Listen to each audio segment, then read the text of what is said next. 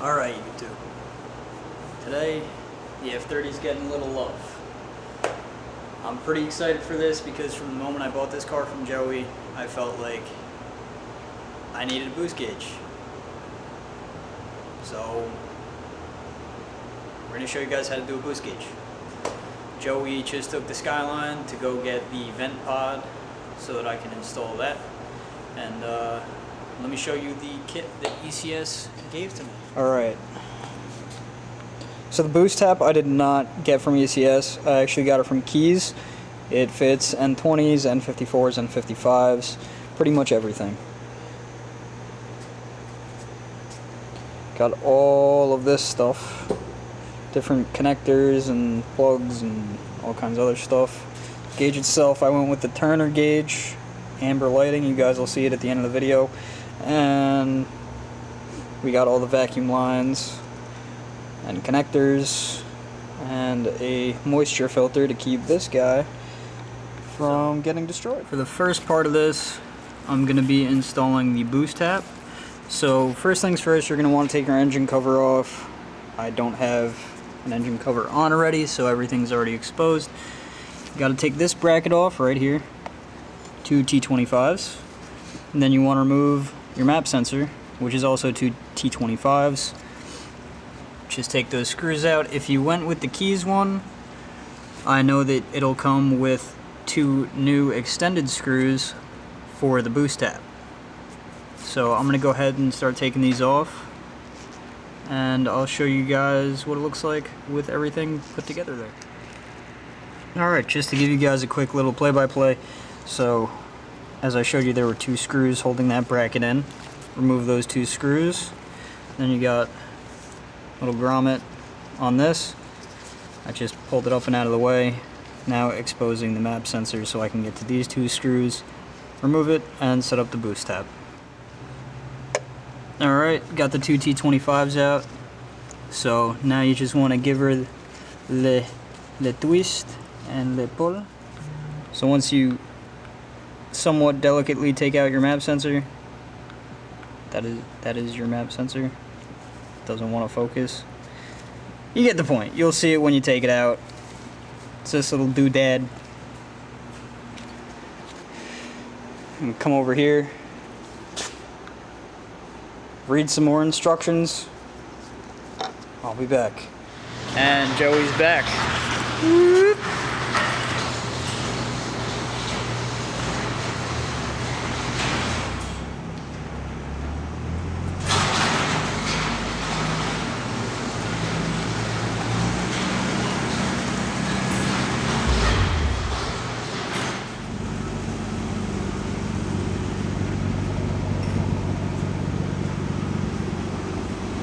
Hey, look who decided to show up.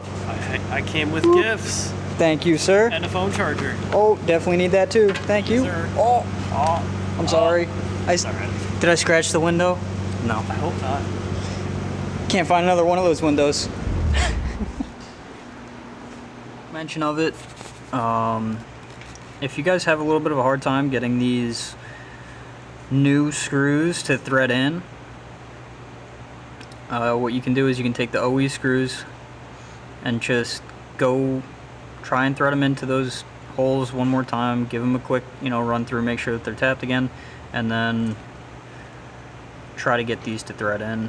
You got to be really careful in this part, because if you do manage to mess this up, you may have a permanent boost leak, and that's not fun. Don't want that.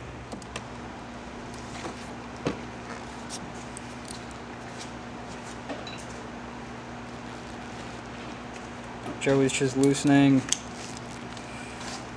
trim there. So he has a little more play to get back to that 10 mil.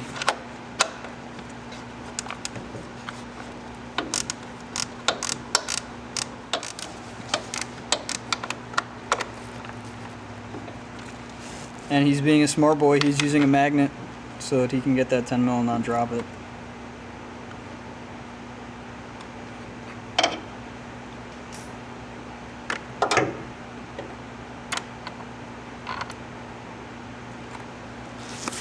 There you have it. That's the easiest way to get that out.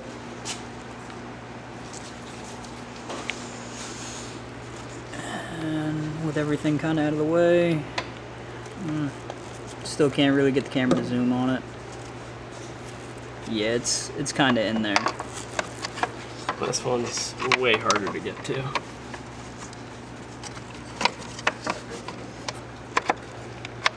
Alright, so while Joe was getting the rain tray apart, I started connecting the vacuum line to the boost tap, which we then ran right up to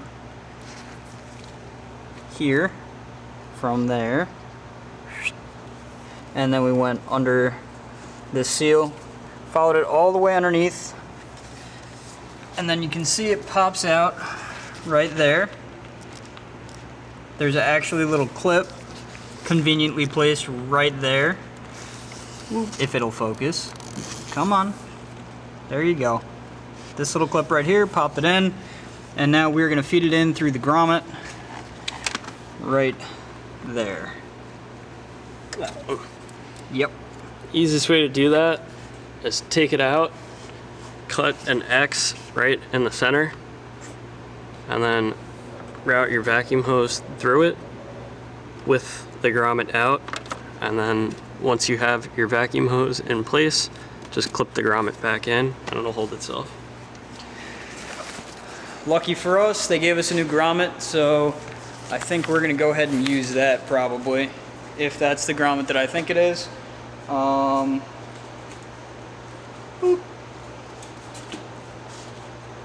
ECS Tuning does a pretty good job putting together this kit, and it works really well with the boost tap for the P3 gauges that I got off of Keys Motorsports. Alright, quick update. There's the new ECS grommet that I so lovely cut a nice little X into. It's a little easier if you take the sealing hose off of the vacuum line itself to feed it through. And then make sure you put that back on because that's what's going to create your seal. Alright, new grommet is installed with the hard line going through it. We got the kick pan out. It's just these two little nuts. Then you kind of pull it from this corner here. This corner. Pull it down. You got to disconnect your little light here and the 12 volt harness, and you can see we now have the line coming out into the cabin, and now we just got to work on getting that to go up here where the pod is going to go. So we're going to start taking the dash apart. Alright, so using a trim removal tool and a little finesse, you're going to gently pry that midsection of your dash off. Sorry, I couldn't get it on camera. You're going to have two little harness connectors back there, one for your hazards and I believe one for either the climate control or your door unlock. Little guy like this and this one. You're going to pop those two out, remove your dash, and start working on this. Alright guys, real quick update. We got the vents disconnected from the center dash panel. You have to disconnect all the little wires. Little temp sensors on the side is what you're going to disconnect first. And then there's a couple tabs that you just pop off and they all come apart. For this part, you're just going to want to look at the manual that ECS gives you on their website. That's going to be the quickest way to kind of get an idea of what's going on. There's a couple little retaining pins that go along the inside over here. You're going to want a trim removal tool. Just pop those out real quick. It's going to release all three of these and they'll all come out as one unit and start disassembling them. And we're going to get into actually taking this one apart. This is the left one, and installing the gauge on this one. Alright, so we drilled a 1/2 inch hole in the side of our vent. we ran the transducer and the power cables up through here. Got your moisture filter there. There's the transducer. There's the power wire. Those all just get routed up through here. I got the interior back together for the most part. Boost gauge is in. We still got a little ways to go, but let me give you guys a little sneak peek at what's going on here. Whoop. So there is the boost gauge. Super excited to see it when it's all lit up. Alright guys, so we've encountered a little dilemma. Boost gauge is lighting up and just reads 0 even when I'm on boost. At idle, it doesn't really read vac. We have everything wired the way that they want it to be wired. Got the proper fuse tapped. Have literally everything the way that it's telling us to have it. So we're gonna go for a quick test drive, see if I can get this thing to read boost. But it's reading vac. I don't know what's going on. Just gonna test drive it, hope it works. Alright YouTube, so we got the boost gauge in. It's working. It's not working the way I want it to, but it works. It's reading boost, it's not reading vacuum. I'm not too sure what the deal is with that. I'm starting to think it's a transducer. I got in contact with ECS and they're going through their BMW parts team. There's Joey test fitting my rays because why not? Yeah, so ECS is working on a solution for me with this gauge to see if it is a transducer, if they've had any other issues with it. But yeah, I took it for a test ride last night, and as soon as I got onto the road and started pulling boost, it started reading. For some reason, it's only reading under load. Not a big deal to me. I don't really care about that, but it would be nice seeing where my vacuum's sitting. So that being said, let me show you guys what you missed, because I know we kind of were rushing last night. It was getting late. We were tired, but I left it apart for you guys. So, let me grab a little flashlight here. Boop. So there is your moisture filter that keeps the condensation from getting into the vacuum line there. Oh, it's kind of a mess. Hang on. Let me move some of this stuff out of the way. Whoop. Just gonna yeet this right out. Out you go. And this stuff I'm just gonna move over to the side. I was super lazy last night and tired, so I didn't move anything. There's the transducer, which is what I believe my problem to be. I'm not too sure. So the transducer has a little power wire that comes out of it.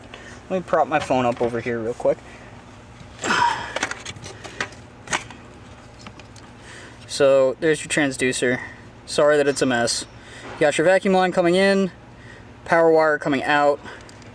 This feeds up and into your center compartment, up to your vent there, right? You will have to drill a half-inch hose to, a half-inch hole into the side of your factory vent to get your two lines through. The other line you have coming down, you got two here. One, like I said, is for the transducer, which is this one. And then you have this second one, which is, I believe this is the 4-pin wire that goes up into there also. So you take this 4-pin wire and you tap it onto your 12 volt, which goes to your fuse box over here. And then you use these vampire clips supplied to you through ECS. Connect these to a ground and a power coming off of, this is your 12 volt plug for your cigarette lighter that's under your dash. And then you have this white wire. It's white coming out of the harness that ECS provides you. We used a red wire just to feed it up. Actually, this extension might actually have been provided from ECS also. And that goes up to this compartment here, which is where your HVAC console is, and it taps into your ambient lighting. This is what we were talking about earlier on in the video, where we had a little bit of an issue. Our white wire with the blue tracer was grounding. I'm not sure why. So we took a power probe, tested all of the wires, and we ended up putting it onto the white with the either red tracer or white with brown tracer. It's one wire that I'm talking about, but that one wire is the same. I'm just not sure if it was red or if it was blue. But you'll see once you're in there exactly what it is. Yeah, so I'm gonna button all this up and then we're done. Alright, so as you can see, everything's back together.